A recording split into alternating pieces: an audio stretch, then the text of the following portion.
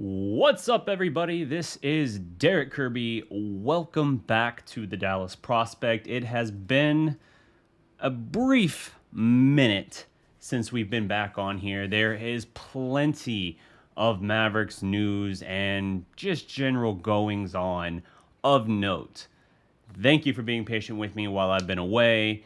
Not going to worry about any of that right now. We're just going to talk about what's happened since we last had a little chat, shall we say. First of all, there is a new coach in town. There is a new head coach, the 10th coach in Mavericks franchise history, and it's a familiar face, although not one lacking controversy.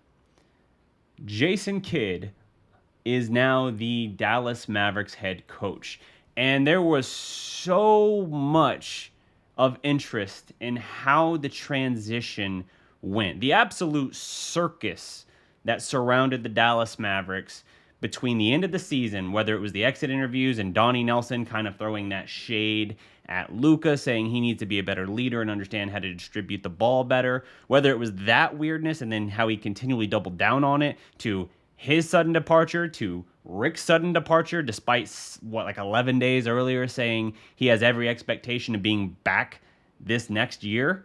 Now Rick's gone. Rick's the head coach of the Indiana Pacers again. And, time is a flat circle, apparently, because he's been there before. He was the Pacers coach during the Malice in the Palace. Not that he had anything to do with that, but, that's just an interesting footnote that anytime that's come up, I always remember that was a distinct memory of Rick Carlisle I had in mind, was that he was there during the Malice in the Palace. So Carlisle made a very interesting statement on his way out. He basically said his hope, his expectation, hope, goal, whatever, was that the Mavericks would hire Kidd as their next head coach. And there was all kinds of discussion that brewed around this, right? Was it a situation wherein Rick, you don't have a head coach leave, whether he's resigning, fired, whatever. You don't have a head coach leave and then have a say or input in the franchise's next hire. You just don't. And it was very weird because there had been a lot of talk and rumblings around Jamal Mosley, the assistant coach for the Mavericks, with whom Luka Doncic has a very good relationship.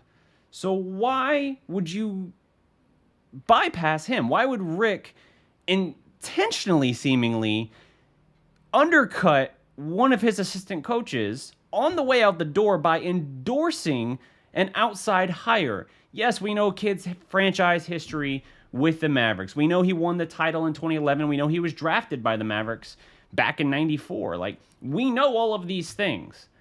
But it is a weird development all the same. And reports came out that Carlisle was potentially kind of jealous or threatened by Jamal Mosley's relationship with Luka Doncic, which, again, why would Carlisle have input into the Mavericks hiring process? Well, more we found out essentially suggested that this was a package deal scenario. While the Mavericks had said, with the GM search, the GM was going to be the first thing because the GM is who picks the head coach, right? That in an ideal structure, that's how it would work. That was the expectation, but we started hearing talks of Kidd accelerating in his talks with the Mavericks. And so it was kind of like, wait a minute, so are we basically tabbing Kidd before we hire the next GM? And we heard all the circus about no, we're not going to go after, holy crap, I just blanked on his name. The Raptors GM, despite him being a very proven commodity, because Mark Cuban doesn't want to cede that power and influence. We're also not going to go after Danny Ainge from Boston. We're not going to do any of these things. And everyone's tearing their hair out dude, what are you doing, Mark? How are you still not ceding any control? There were plenty of fears, including my own, that we were basically going to be seeing a situation wherein Harlebo's contract ran out for his existing title, and then he would elevate, as he had previously expressed interest in eventually doing so in the NBA, to the role of GM. And it was a nightmare scenario to even think about, that This power struggle completely tore apart the Mavericks' brain trust, as it were, Mark, Donnie, and Rick. And then this guy moved all the way into this role of power, despite there being reports of him having tension with Luka and Luka not respecting him. That's not a good scenario. Thankfully, and I don't know if Harley Boss is going to have any kind of involvement still with the franchise. I know his current deal runs out this summer, so maybe he just quietly goes away and it's fine. But what we ended up finding out was that the Mavericks were going to be looking. You know what? Actually, I'm going to treat that as a different segment. Let's talk about the Jason Kidd thing. Let's rewind it just a little bit, back up, and we're going to focus on Kidd. What we learned, it was basically a package deal because of a relationship between the new GM and Jason Kidd. It worked out that way, where it was basically concurrent developing things where both parties were aware of, hey, this is who we want for head coach. Okay, yeah, I like that. And the GM's like, and on the other side, it was like, hey, this is who we want for head coach. Oh yeah, I like that too. Like, it was a mutual thing that just kind of came together, and it will change the direction of the franchise. But let's talk about Jason Kidd first. Now, Jason Kidd went straight from being an NBA player. Remember, he left after, I think it was the 2012 season, the first year post-title he played with the Mavericks, and then his contract was up. He initially agreed to a 3-year deal with the Mavericks, verbally, and then recanted on it like either that same day or the next day before accepting the exact same offer with the New York Knicks. Yes, we're back on the New York Knicks because those sons of bitches won't leave us alone. The New York Knicks swiped Jason Kidd away for the same deal. He went there, played one more year, and then moved straight into a coaching role with the Brooklyn Nets. Obviously, Jason Kidd, if you had to look, like, yes, he was drafted by the Mavericks. Yes, he won a championship with the Mavericks in a second stint in 2011. Along the way, he was also a son. And the best years of his career, where he was the absolute peak of his powers and enjoyed his most success other than just the topmost accolade, was during his time with the New Jersey Nets, now the Brooklyn Nets. So him going to Brooklyn to be their head coach seemed like a pretty interesting move. You got one of the all-time great point guards, floor generals, moving right into this role that he seemed perfectly suited for. There's just a little bit of a problem there. His record was okay, not great. And there were major questions about how he managed games and how he kind of didn't control locker rooms well, by which I mean he basically was so control hungry, which interesting that he's the new coach after Rick, because that's a criticism Rick faced for a lot of his career. He got a little better in the later years in Dallas, but he was control hungry. He very much wanted to operate like how the offense ran, what plays were run on certain sets. Situationally, wanted to just control everything, and it did grind gears of some of his players.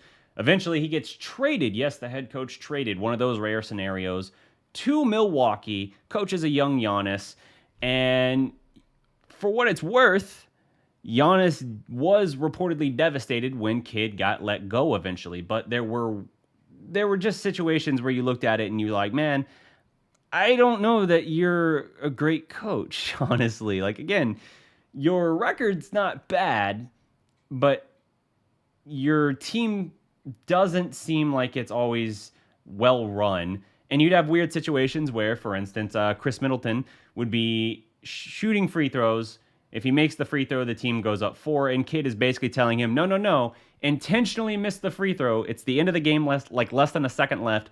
Miss the last free throw because we don't want to give up the 4-point play.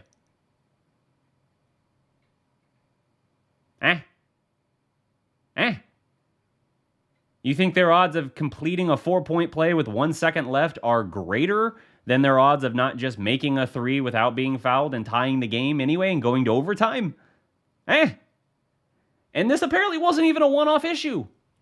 There were other times when in similar situations, he would tell Giannis at the foul line to intentionally miss. Like, weird situations like that where people just kind of question, like, your situational awareness is surprisingly not good for someone with the basketball IQ that you have. I don't know if that's just overanalyzing it, overthinking it, or whatever, but there's a reason after Milwaukee, Kidd wasn't a head coach. He went and he was with the Lakers for a couple of years. Obviously, last year was an assistant when they won the championship, and that kind of rehabbed his image a little bit as a coach. And so, yeah, it made sense that he was going to go somewhere. Also interesting, one of the flirtations of possible developments for the Mavericks is the possibility that with this new leadership structure, their desperation to get a second, not just scorer, but absolute weapon, creator, scorer, can just do everything and can go off on any given night. The biggest flirtation is that because of what's happening in Portland, maybe, and I'm not even saying that I actually think it's plausible, I'm just saying, people are hoping that somehow, some way, Dallas can now finagle a deal with Portland to bring in Damian Lillard. I don't see it happening, but here's why they're talking about it. Damian Lillard reportedly desperately wanted the Blazers to hire Jason Kidd. That was who he made clear, like, that's who I want to be the next head coach. And he planned, or still plans, to have major input on their next hire. And he made it clear, that's what I want. I want Jason Kidd. Oh, Kidd's going to Dallas now. All right. Keep in mind, too, the Damian Lillard wave goodbye shot he hit over Paul George when he was on the Thunder in the playoffs that gave him, I think, 50 or something for the game, just the absurd range that he hit. The first guy he ran to, I mean, yeah, his teammate swarmed him, but the first guy he went to after his teammate swarmed him, the new Mavs GM. Again, we'll get to that name, but it's another interesting thing. The Mavs GM has major clout and respect among noteworthy players and even superstars across the NBA. Again, we'll get to that. So there's some reason to look at that and say, like, all right, well, if it's a new, Mark's there, but the rest of the structure now is going to be different. I think the roster is going to see a drastic overhaul, and frankly, it has to. These playoffs have made it clear every team has two guys that can do whatever they need in terms of creating their own shot and scoring and all of that. And Dallas just had Luka. That's all they had. Now you can say, like, hey, KP, if he played like the Mavericks thought he would play, that would be different. It would be different, but KP's still not a guy that creates his own shot. And that's what you need. There's a reason that the teams that have gone this far have multiple guys that can do that. You can have situations like that. Like the Hawks went all the way to the Eastern Conference Finals despite a couple of bad games from Trey. They were winning games. Like, he missed a couple games in the Eastern Finals too, and they still went to, was it Game 6 or Game 7? I think it was Game 6 of the Eastern Conference Finals. And there were a couple games where when Trey did play, he didn't play great. Now, he was sensational at other times. But yeah, the fact that, like, can you envision a scenario where this Mavericks team could have Luka shoot something like 3 of 21 or 5 of 21, whatever Trey had in one of those games, and win? Or, at the time, be in that position? Not a chance in hell. And it's because they had other guys that could score and create and pick up the slack. Dallas doesn't have that. And so they're going to have to do something, and I've talked numerous times about why this is the most crucial offseason in Mavericks history. So, yeah, maybe there's something there. Luka reportedly respects Kidd, likes the hire. I don't know. I mean, Luka has no memories of the 2011 Mavericks. I mean, good God, that thing's 10 years ago.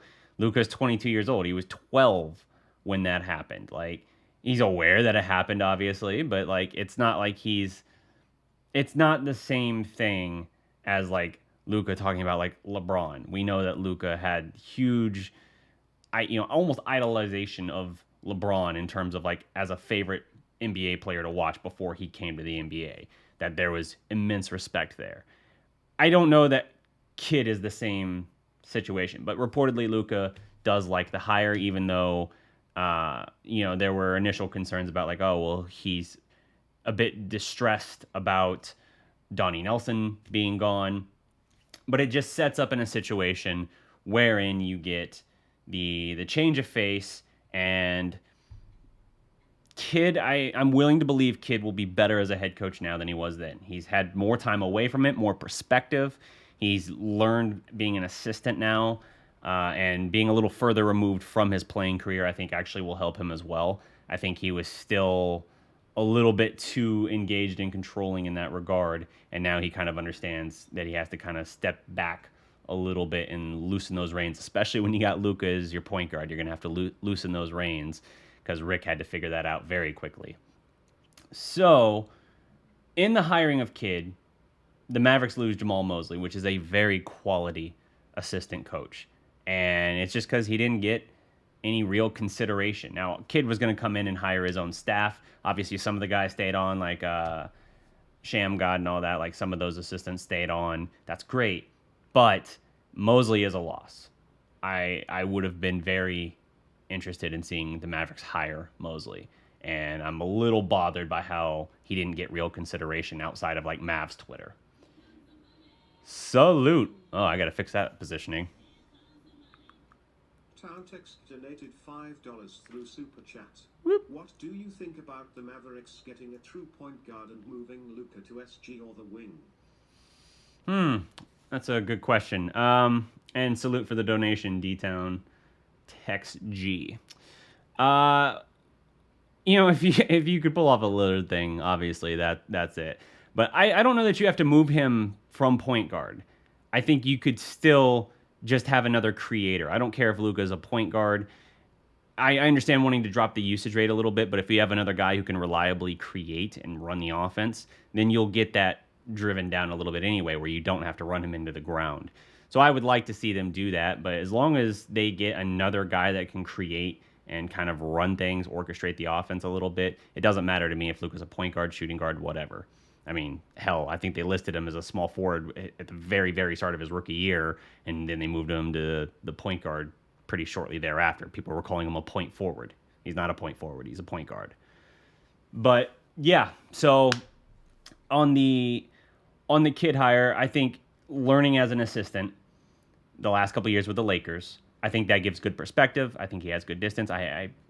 Distance from his playing career and understanding of what went wrong in Milwaukee, in Brooklyn, and I think he'll be better than he was. And we'll see how much better. We'll see what kind of heights he can ascend to or aspire to. But the undeniable question that is raised with the hiring of Jason Kidd, and it's an incredibly hot button issue. I understand it. And we're going to get into it, but I'm going to tread a little lightly here.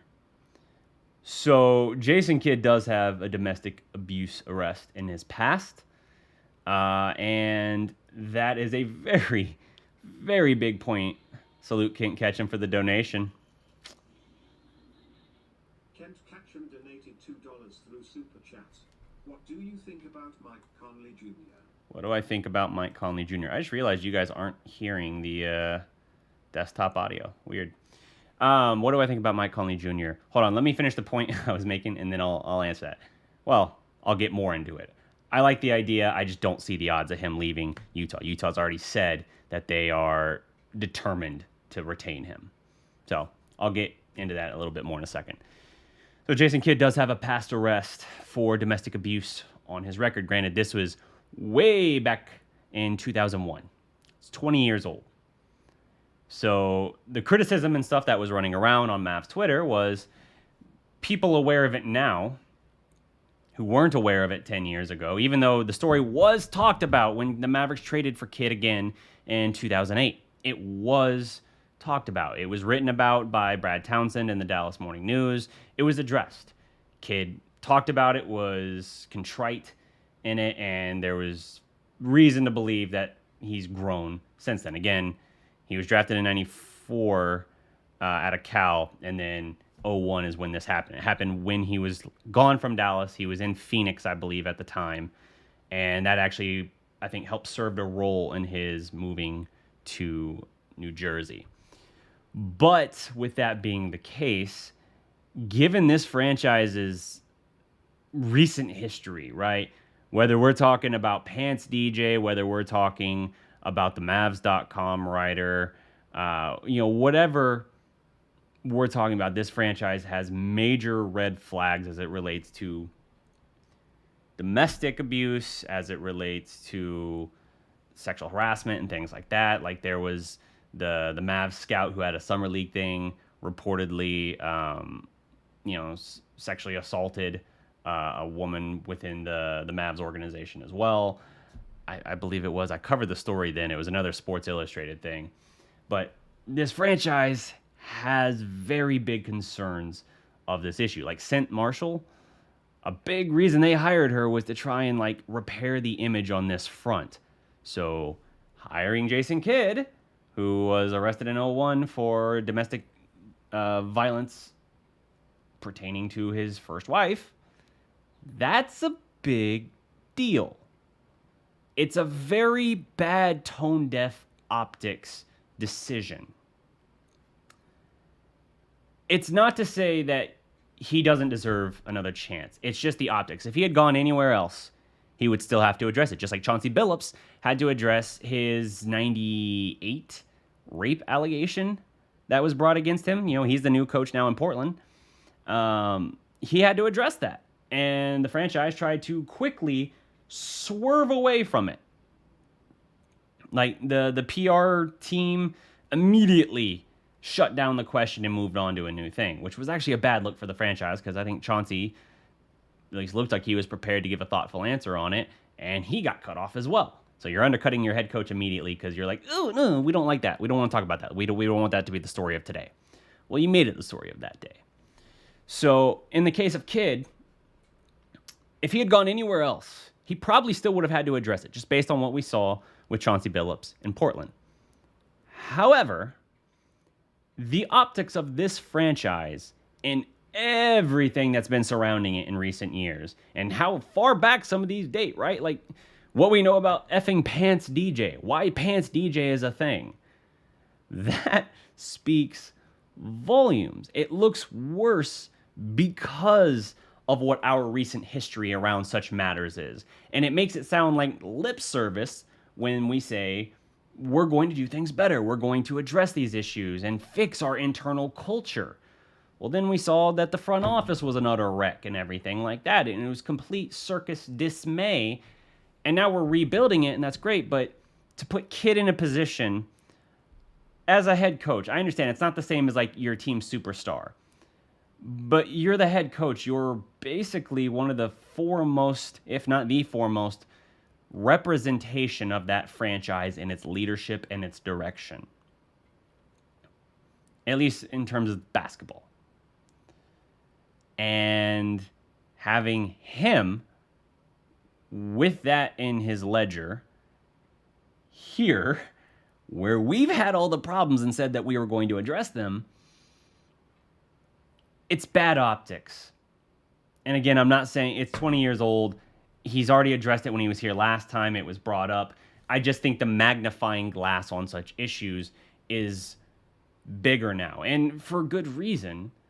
But it's made it a very contentious situation. I think the optics is bad and it sucks. But I'm willing to say, look, far enough back in the past, it's been addressed. He's been contrite. He's apologized and done all of that. And all we can do at this point is say, like, look, you're hired to be the basketball coach, and it's not okay, but I don't think it's like he never should be hired ever anywhere. I don't think it's that scenario. Because if that's the case, all right, well, we traded for him in 2008, and he was one of the central figures, obviously, in the championship. Do we turn our head in shame at that? No one does. It's just different because of the perception of, well, hey, he's the coach now, and he's the face. He's the leadership and the role, and do you want someone who has that in their past? No, you don't want that, but that's not to say that there's no reason ever that you would make, I don't like the word exception, but there's no reason to say that he doesn't deserve any chance ever again, because he's going to get it. And I think if it was 5 years ago, I feel different. If it was 10 years ago, I probably feel different. 20 years ago and everything since then, and the fact he's already been back once, I think you can move past it. Because since that happened, there has not been anything in his ledger as troubling as that. So that's my take on Jason Kidd, the newest head coach, the 10th head coach in Dallas Mavericks history. Now let's pivot to the new GM in town. I talked a little bit about him.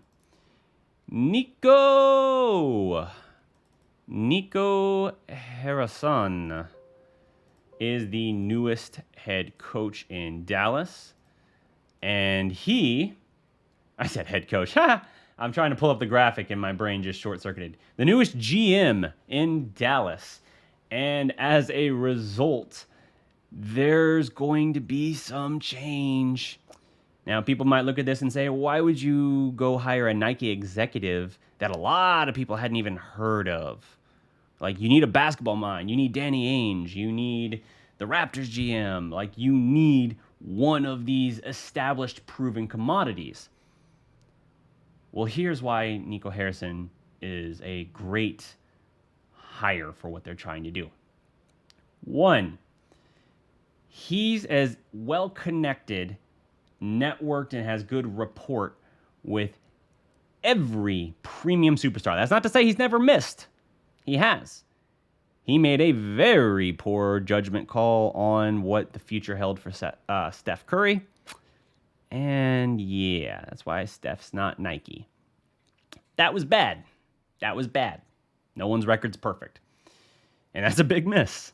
But, as I said earlier, Damian Lillard's iconic shot, the shot of his career.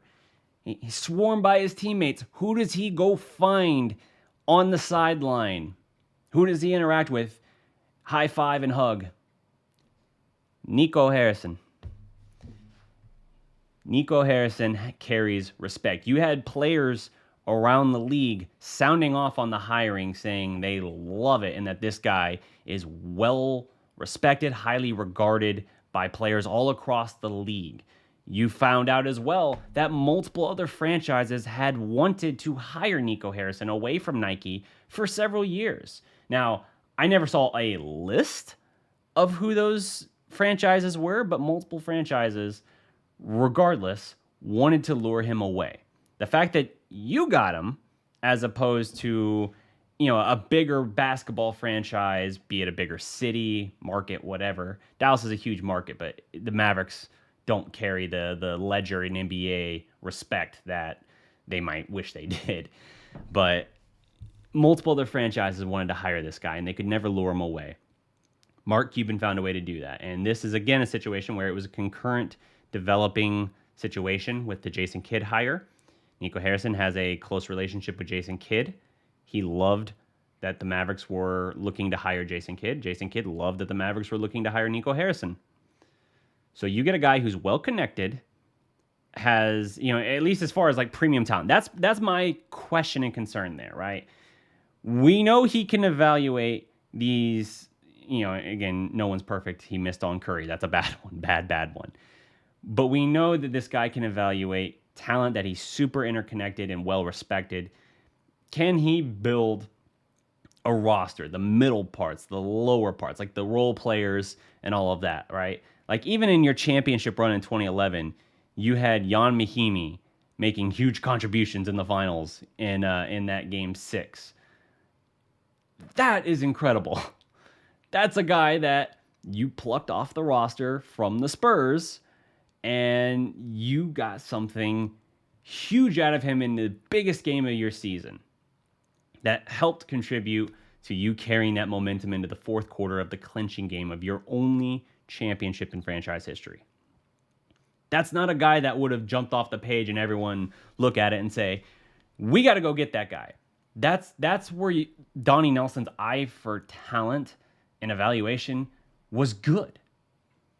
So the fact that we had this question about like who had the real authority in Dallas, was Harlebo getting more input in Then Donnie, there was questions that when teams were trying to trade with Dallas, think back to the Dragic trade, or the Dragic trade that wasn't, teams that were talking with Dallas would be having separate conversations. They would be talking with Donnie and understanding one picture of the potential trade, and then talking with Harleball and getting a different picture of the trade. And that's why there was confusion about whether or not the Mavericks had actually just acquired Goran Dragic, 2 years ago? And then look what he went on to do. Now, to be fair, I didn't think it was a huge deal that they missed out on him. That's my misevaluation. That's my mistake, because he went on immediately, was a huge part of Miami's championship attempt, got all the way to the finals and lost in 6 to the Lakers last year. And he was good again this year. We know what he is, another Slovenian player. We know his respect with Luka and how much admiration there is. He was one of the first people to try and tell us how good Luka was going to be, even once he got to the NBA. And that was partly short-circuited by the fact that we had 2 GMs effectively competing with each other, not agreeing with each other on the direction, on the vision, on the roster composition, etc., etc. Not good, not stable. So maybe, now that we have just a clear voice here, we can do that. But we need to see how he can do in terms of evaluating the middle and lesser... I don't want to say lesser, because it makes it sound completely invaluable. The more bit parts, the role players, to really build out a full roster for this team. If he can help us, if his relationship with some superstar players and Luka's own insane ascension that only continues to stretch higher and higher, if that can land us another superstar, be it a unprecedented, unreal blockbuster that lands Damian Lillard or something like that, hell yeah, the hire's worth it for that alone. But I'm telling you, man, I don't see anything like that happening. I don't doubt that Dame is losing patience with Portland. I don't doubt that, even though he himself had said he wanted to be the next Dirk, and that he was a lifer with his franchise. Lillard had said as much. Even though he said all that, even Dirk said at one point, post-title, towards the end of his career, he acknowledged, if we hadn't won it in 2011, I might have felt different and I might not have stayed, even though I wanted to stay. Winning a championship was ultimately that important. That was the impression from Dirk. Lillard's in that position. Yes, Dirk won it at 33. Lillard's not 33. But even still, it is a matter of time is ticking. Portland has had multiple reconfigurations and adjustments around him, and it just can't get over the hump. They had the 1 year where they got to the West Finals, and other than that, kind of like the Mavericks around that time, it's a lot of first-round exits. It's a lot of frustration and disappointment. So, we just have to see what they're going to do and what the fallout of that will be. Maybe he comes available, but Dallas doesn't have the best offer to make. You'd have to make a multi-team trade just to pull off anything. And I don't know. But having this guy as your GM, one, just the fact that it's a single voice finally, because there's no way you get this guy in and then also still have Harleball calling shots. No way. But now that you have a single voice and a guy who's well-connected, well-respected, and enough so that multiple players in the middle tier and the upper tiers and the upper uber tiers of the NBA took note of the hire and congratulated him and, told the Mavericks, basically tweeting at the Mavericks, that's a hell of a hire. That means something. That's a very good development. So you got your head coach, you got your GM, and you're now in a position where it's a new direction. Maybe the prospects will be different, but there is some irony to the fact that in trying to insist that we're adapting, we're turning increasingly to 2011 again, the past. Not just the Kidd hire, but we found out Jason Kidd, as an assistant, has now hired JJ Barea. Now, here's why I love this one, right? JJ Barea, another another long-standing Maverick, one of the most respected Mavericks in recent years, was tremendous for Dallas this entire time. He's also one of the guys Luka Doncic really listened to and really respected. And Tim McMahon and other beat writers around the team, when they found out, like, if you remember going back to last year, Dallas initially signed Barea to like a 1 year, $4.6 million deal and then waived him, but let him keep the money. The whole idea was that it was a thank you for all of his years of service. Players around the league noticed it. They commented, props to Mark, props to the Mavericks. They thought, like, this is how you do it. This is a really good way to treat your players. They see that, they understand that, and they know, like, hey, man, all of the troubles this franchise has, you can talk about them, and it's fair. They always treat players well. Mark Cuban did the same thing with Muggsy Bogues when he first bought the Mavericks. He had a trade that acquired Muggsy Bogues. Bogues never played for Dallas. Mark paid him the whole salary he was owed, because he just said, like, oh, he's earned it in his career. And back then, Mark didn't care, you know? Like, but Mark has made these kind of gestures before, is the point. So you're bringing back in... Oh, sorry. I got a little off track there. The point of that statement was that the writers around the team, including McMahon, said, it's great they did that for JJ, but... Oh, I made myself sad. It's great they did that for JJ, but... it's a mistake to let him go because Luka respects him so much. Luka listens to him. Even if he's not playing a minute for you on the floor, you want him around because Luka listens, Luka respects him, and there was questions at times because of how Luka's relationship with Rick was so, not even hot and cold, like lukewarm and cold at times. And that's why Mosley was able to move in a little bit. Like, and I'm not saying like he crept in on the opening there. I'm saying like Rick's relationship with Luka was not good. Not great, at least. Certainly not what you would ideally want. And that opened the door for Luka to then turn and kind of build that relationship instead with Jamal Mosley. That's just the situation. Like having Barea in now, even though you lose Mosley, which sucks, and I know Luka doesn't like that, you're at least bringing back in another voice that he respects, likes, and listens to. That's a good hire. But it is funny that it's another, like, as we're moving forward and proving that we've understood that we have to adapt, we're going to increasingly hire guys from the 2011, get the band back together kind of thing, right? Because they started this whole thing out by bringing Dirk on as a special advisor, not a permanent role, but a special advisor to help them in their coach and GM search. So it's like you bring back the GOAT, then you immediately say, and this is our hire. The point guard from that team is our new head coach, which Dirk and Finley and them were incredibly supportive of and pushing for. And now we're going to bring in Barea, the backup point guard. Well, I guess he started shooting guard when that series turned. But and Barea is going to be his assistant. Like, it's a very reminiscent, nostalgic feel. But it's an interesting development all the same.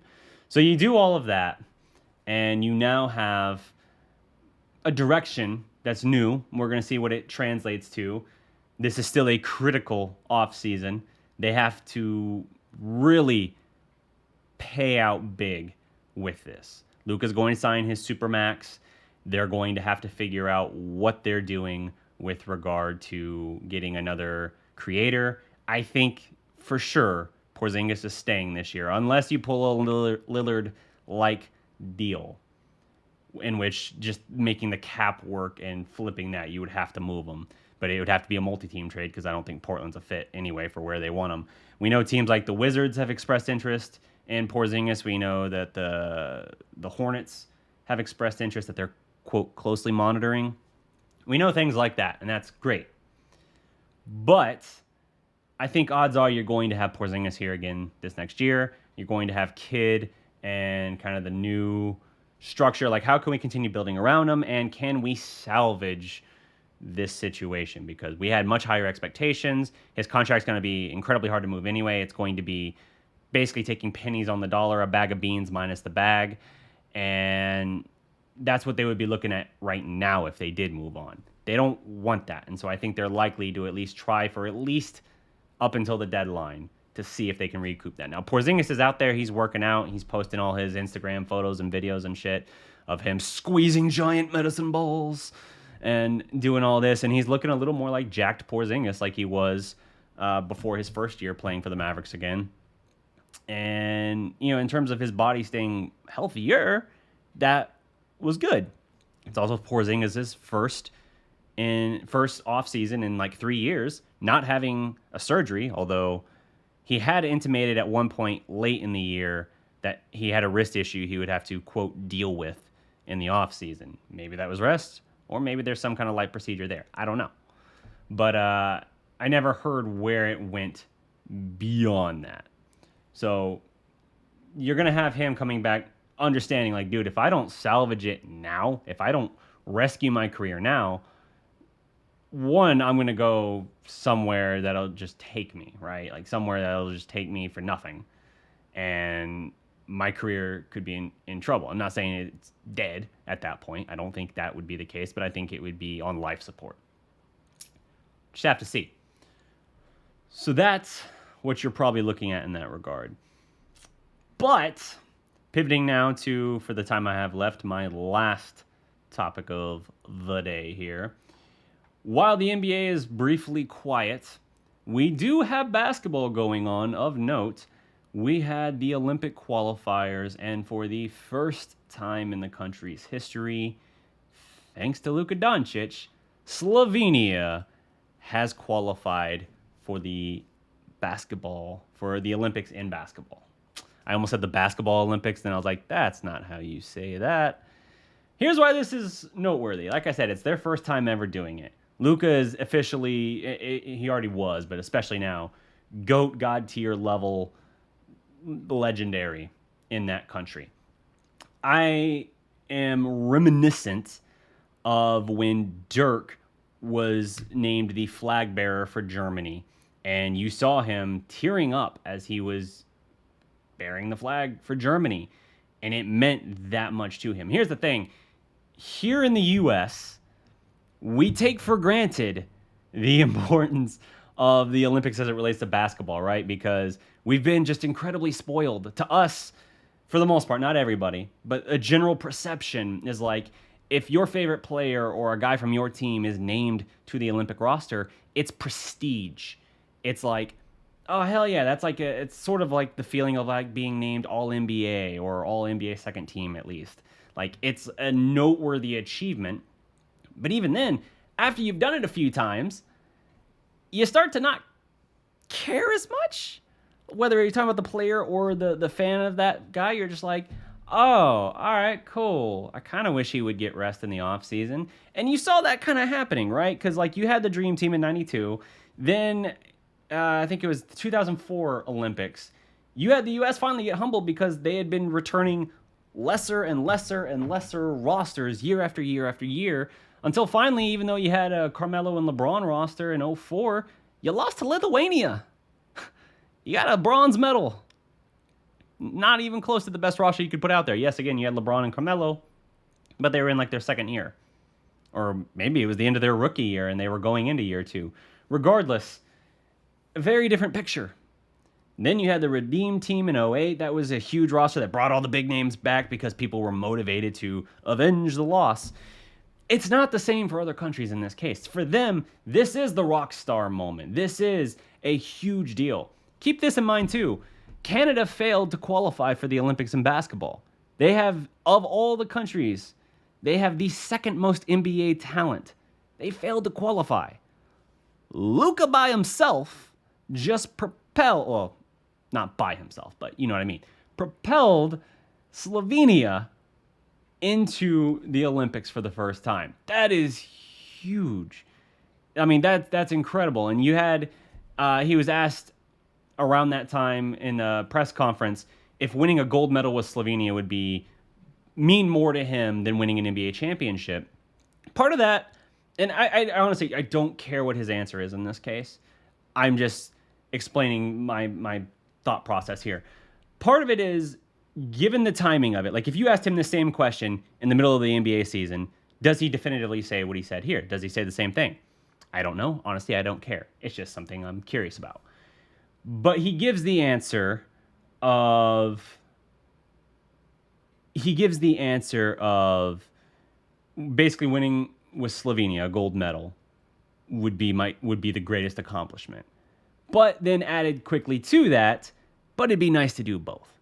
And some people actually acted like they were mad at his answer, like that he put a gold medal with Slovenia over winning an NBA championship.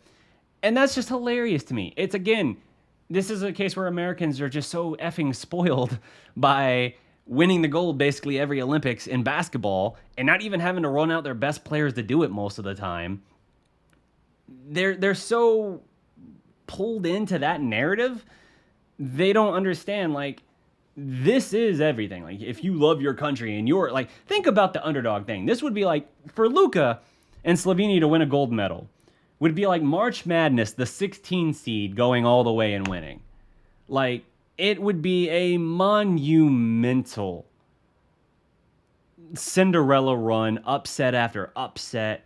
It would be phenomenal. And you basically would, at that point, be just crowning Luka anyway. Like, all right, crown his ass. He's the best player in the world. Like, it's a little bit of an exaggeration, but you get the point. Like, it would be so unprecedented. It would be insane.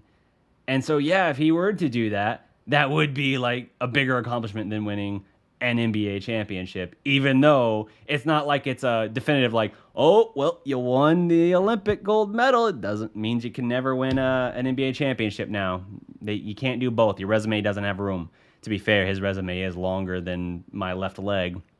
So, you know, he might be running out of room for most people. But even still, it's an incredible accomplishment what Luka has done. It reminds me of when Dirk was the flag bearer for Germany and remembering how emotional he was about that. Just the honor he felt was bestowed upon him getting to do that. And it puts it into context that we don't see looking at our own players, our own national players, when they play. To us, it's prestige. It's like, yeah, we want to win the Olympics because we want to be able to say, like, oh, see, we have the best basketball players in the world. We have the best talent. But it doesn't mean the same. It's not like this same sense of pride or whatever, because it's just watered down over the years by the fact that you have, 90% of the best, or not 90%, let's say like 75 to 80% of the best players in the world on your one roster. It's your all-star team against, teams like Canada. Canada actually has quite a few good players from the NBA, but it's just different. You know what I mean? So that's my perspective there. Major props to Luka. Means everything. I have no problem with, him saying it would mean more to win with Slovenia than it would to win an NBA championship, because you can still want both a whole hell of a lot, and you can still achieve both. But yes, it is a good. It's good to see things turn more positive, I guess, for the Mavericks. Like, as hellacious and crazy as it was there, the fact that you have a head coach, the fact that you have a GM now, you have some semblance of stability, and now you have some reason to think a little more optimistically. Meanwhile, again, your best recruiting tool, and I'll actually get into that in a second, a counterpoint, if you will. Your best recruiting tool is still people remembering how damn good Luka Doncic is. The fact that he's doing this with Slovenia right now in the Olympics, and he's going to have that stage, that means something. Now, interesting, conversely, Jamal Mosley is on the Team USA coaching staff, I believe. Think about how that could have looked if you would have had that recruiting tool, where Jamal Mosley is on the Popovich coaching staff for the Olympics, and you got the head coach, your new head coach, as a key assistant on that staff. And over there, you got Luka being one of the 2 or 3 best players in the whole damn Olympics. That would have been really nice. And the recruiting tool would have been incredibly impressive. But alas, you'll have to settle for one of those and hope that the kid hire is a good one that goes further than he did with Brooklyn or Milwaukee. But Kidd does carry respect. Like I said, Giannis was reportedly devastated when they moved on from Kidd. He wasn't consulted about it, and there was an immediate fear that Milwaukee might lose Giannis at the time because of that decision. And, then you had Lillard wanting to go all out, wanting Kidd to be the pick. That was his ideal preferred candidate for the next head coach of the Blazers.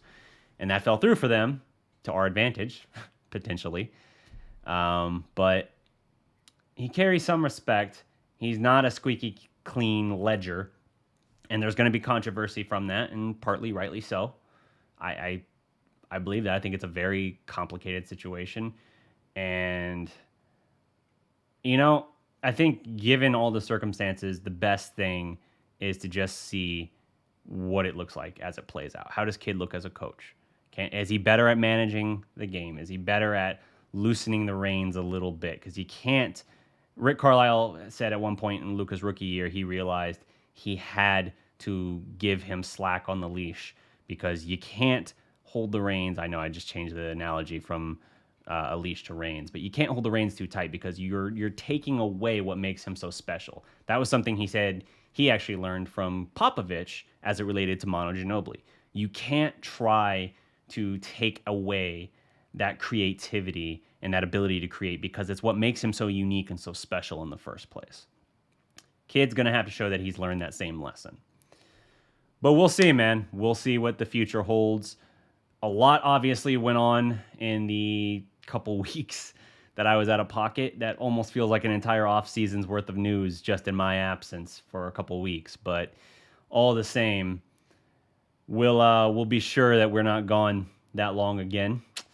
I'm back, as the thumbnail and everything suggests. Michael Jordan style, I'm back. And we're going to run this back regularly, a couple times a week at least, throughout the off season. I'm going to get back to working on the list video that I already did, and we're going to roll out some new content. So that's all my time, guys. If you haven't already, drop a like on this video if you would be so kind. Subscribe to the Dallas Prospect. And until next time, remember, every legend was once a prospect. Peace.